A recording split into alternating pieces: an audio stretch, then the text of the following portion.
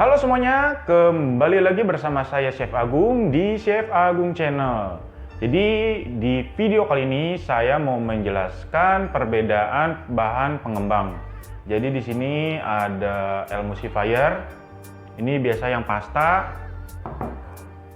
dan ini biasa yang bubuk. Itu ada soda kue dan baking powder. Jadi baking powder itu juga terbagi jadi dua jenisnya, ada yang single action dan double action. Jadi nanti saya jelaskan perbeda-bedaannya.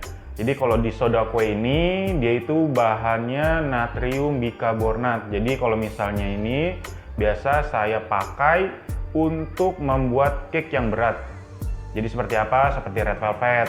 Ini dari pengalaman saya pribadi, saya ceritakan. Ini soda kue untuk biasa yang kue yang berat. Dan biasa ada campuran asamnya. Contohnya apa? Sour cream, ada lemonnya, ada cukanya. Jadi nanti dia bekerja sangat bagus jika ada campuran asamnya. Dan kalau soda kue ini, karena untuk kue yang berat, yang banyak tepungnya, telurnya sedikit, jadi diusahakan harus segar, jadi harus fresh. Cara tesnya bagaimana? Kalau untuk soda kue, cara tesnya adalah kalian masukkan aja di dalam satu mangkok kecil. Kalian tuangkan cuka di dalam mangkok itu. Nanti kalau misalnya soda kuenya berbuih banyak, berarti itu masih fresh dan bisa dipakai. Jika buihnya dikit, sebaiknya jangan dipakai. Ciri-cirinya bagaimana? Biasanya suka menggumpal si soda kuenya ini. Jadi kalau misalnya kalian mau pakai soda kue, coba dites dulu. Dan soda kue ini jangan dipakai biasa untuk buat sifon. Kalau misalnya tidak ada. Karena fatal banget, karena nanti akan gosong jadi kayak kelihatan coklat gitu, jadi akan terbelah jadi dua. Ini pengalaman saya. Jadi kalau misalnya ini untuk kue-kue berat dan berasam, jadi kayak ada lemonnya, ada sour creamnya, atau ada cukanya. Biasa adonannya ini pakai soda kue. Jadi kalau misalnya kalian mau pakai ini, tolong jangan untuk kue-kue yang ringan, untuk kue-kue yang berat saja soda kue ini. Karena kalau misalnya kalian pakai di yang sifon itu akan terlihat gosong. Jadi ada dua, misalnya contoh sifon pandan. Jadi nanti ada yang bawah itu hijau, nanti yang atasnya dia rada-rada coklat seperti gosong. Dan biasa kalau pakai soda kue, pori-porinya akan semakin membesar. Jadi kalau misalnya baking powder ini, kalau mau tes bagusnya biasa pakai air hangat. Jadi nanti kalian tinggal tuangkan saja seperti ini. Kalau misalnya masih berbuih, masih bagus. Kalau tidak berbuih berarti jangan dipakai. Penyimpanannya sudah saya jelaskan juga. Biasa kalau saya untuk menyimpan bubuk seperti ini, ininya nih, sealnya, saya tidak buang. Biasa saya tutup lagi. Jadi biar lebih lama. Tutup seperti ini. Biasa kalau kalian mau lebih awet lagi, bisa pakai plastik wrap. Sini taruh plastik wrap. Ini juga jangan dibuang. Kalian tutup lagi. Selama tidak menggumpal masih bisa dipakai. Soalnya saya biasa kemarin kan buat red velvet. Ketika ini masih gumpal, saya nggak tes. Hasilnya si kue red velvet ini rada keras. Dia jadi kayak ada rasa bantat gitu. Tapi begitu saya pakai yang baru, ternyata hasilnya bagus. Jadi semenjak dari situ saya kalau misalnya udah gumpal pasti saya buang atau enggak saya tes dulu. Kalau pengembangnya buihnya masih bagus, bisa saya pakai. Lanjut ke baking powder. Jadi baking powder ini ada dua jenis. Jenis yang pertama itulah single acting, yang kedua double acting. Ini sama-sama untuk mengembangkan juga.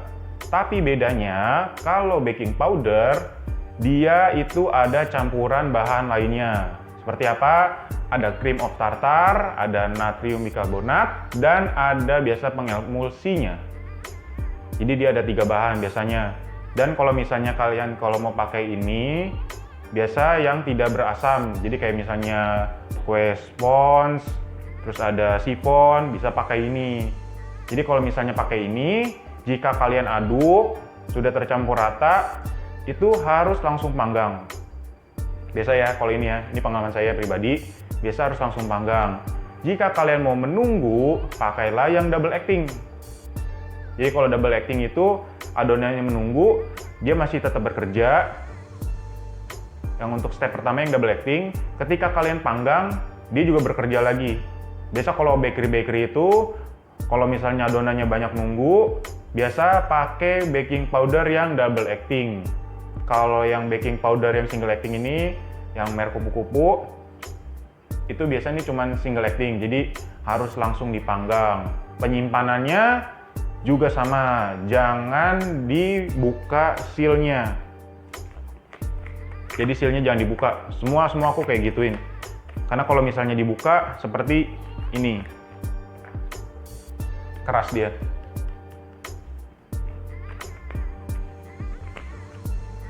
Jadi kalau misalnya kalian mau simpan bahan-bahan kering seperti ini, lebih baik ditutup, sealnya jangan dibuka. Yang ketiga saya mau jelaskan adalah pengemulsifier. Jadi emulsifier ini berbeda, tugasnya tetap sama, tapi berbeda. Kalau misalnya ini dicampurkan di tepung, kalau yang ini biasa berbentuk pasta ya, kalian juga pasti tahu di Indomaret juga banyak, itu seperti pasta. Jadi kalau misalnya kalian mau beli ini, biasa dicampurkan di adonan telurnya. Jika kalian memakai emulsifier ini, biasanya bisa all in one atau tepung, gula, susu yang berkering-kering, kalian bisa kocok langsung. Dan biasa kalau kalian itu sebutnya TBM SP. Jadi kalau misalnya kalian sebut TBM SP itu sebenarnya mereknya. Jadi kalau misalnya kalian mau nama aslinya itu adalah emulsifier. Jadi kalian jangan salah sebut. Kalau misalnya TBM itu adalah mereknya. Kalau saya biasa di sini pakai Quick 75 Zealandia. Nih. Biasa saya pakai ini. Saya udah coba yang lain-lain, saya cocoknya yang ini. Biasa kalau misalnya ini untuk menstabilkan pengocokan antara telur dan si gula. Jadi kalau misalnya pakai ini tidak cepat turun. Jadi dia mengembang, volumenya juga bertambah, nanti kelembutannya juga bertambah. Jadi kalau misalnya kalian, yang ada juga yang bilang, Chef kalau misalnya memakai emulsifier ini, apakah pori-porinya besar? Jadi kalau misalnya, karena kan kebanyakan mereka pori-porinya besar-besar. Enggak. Tergantung kocokannya. Kenapa saya bilang gitu? Karena dulu pada saat awal saya memakai emulsifier, memang pori-porinya besar. Karena saya kocoknya sampai harpic. Jadi dia banyak banget berkumpul, jadi itu yang menyebabkan pori-pori kue kalian besar. Tapi kalau misalnya kalian kocoknya ini sampai soft bake saja, soft bake ya, seperti kayak meringue gitu, soft bake saja, itu pori-porinya rapet, seperti tanpa emulsifier. Jadi kalau misalnya kalian mau kocok, sampai soft bake saja. Dan kocoknya jangan memakai speed tinggi, kalau standing mixer. Kalau hand mixer, itu boleh speed tinggi. Karena RPM yang hand mixer ini, dia lebih kecil, jadi harus memakai kecepatan tinggi. Kalau standing mixer harus kecepatan sedang karena dia mempunyai RPM yang tinggi. Kalau misalnya kalian kocoknya dengan secara paksa, nanti biasa kue ngembangnya bagus, pas sudah matang biasa dia rada turun. Biasa kayak gitu kalau misalnya kalian kocoknya dengan kecepatan tinggi. Di sini juga banyak yang udah memakai cara saya, lumayan berhasil, dia berhasil banget kalau misalnya kocokan itu lumayan berpengaruh, panggangan juga berpengaruh. Jadi kalau misalnya kalian mau membuat kue, tolong pelajari dulu tekniknya, baca resepnya yang baik, jangan main asal buat aja. Jadi harus tahu step-stepnya, jangan main asal buat, nanti kasihan kan kalian terbuang bahan. Biasa kalau misalnya untuk yang pemula, nanti daripada sayang-sayang buang bahan, cobalah pakai emulsifier. Jadi emulsifier ini juga ada grade-grade-nya. Biasa kalau misalnya untuk yang biasa-biasa dijual, biasa ada grade-grade-nya. Kalau misalnya saya sih pakai yang ini. Untuk yang pemula bagus banget. Jadi dia lebih stabil dibandingkan yang lainnya. Kalau misalnya kalian mau pakai yang lain juga nggak apa-apa.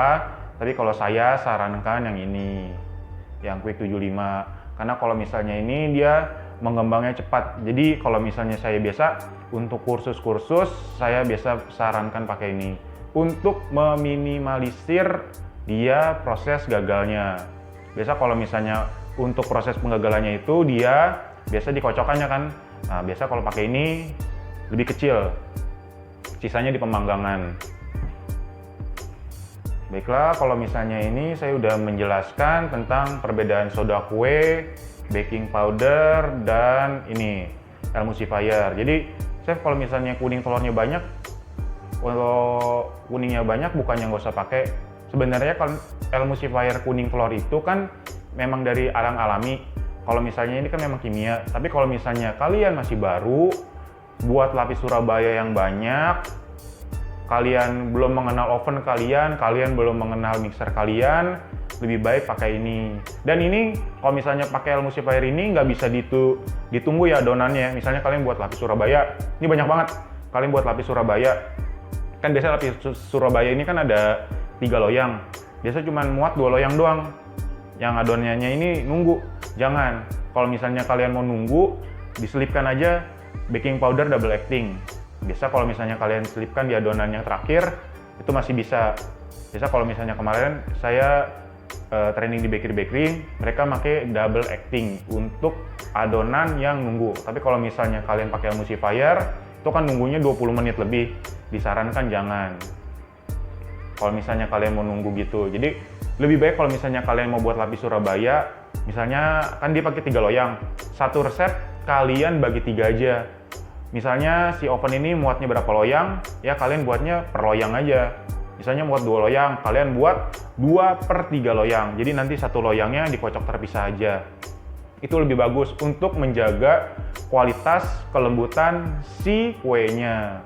Jadi banyak banget soalnya, chef, saya nunggu yang satu loyangnya aja atau enggak duanya nunggu. Lebih baik kalian buatnya per loyang aja atau enggak pas loyangnya di ovennya.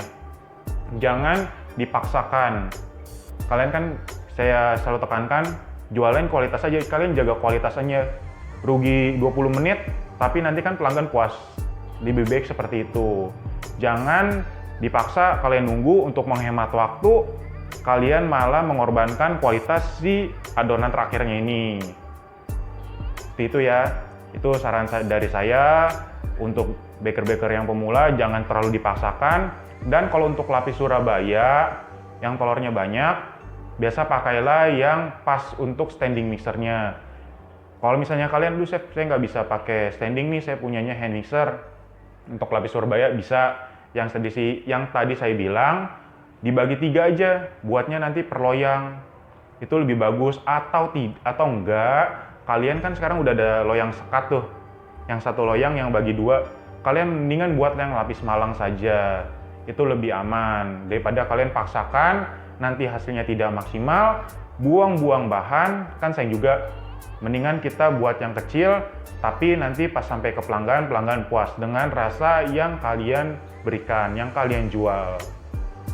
Jadi untuk perbedaan baking powder, soda kue, dan emulsifier ini udah saya jelaskan selengkap-lengkapnya, sepengetahuan saya juga. Semoga yang saya jelaskan ini berguna untuk menambah wawasan kalian di dunia perbakingan. Jadi nggak salah jalan, nggak salah pakai. Jadi kalau misalnya kalian mau pakai, bisa emulsifier merek Quick ini. Terima kasih yang sudah menonton video ini, semoga bermanfaat. Sampai jumpa di video selanjutnya. Terima kasih semuanya.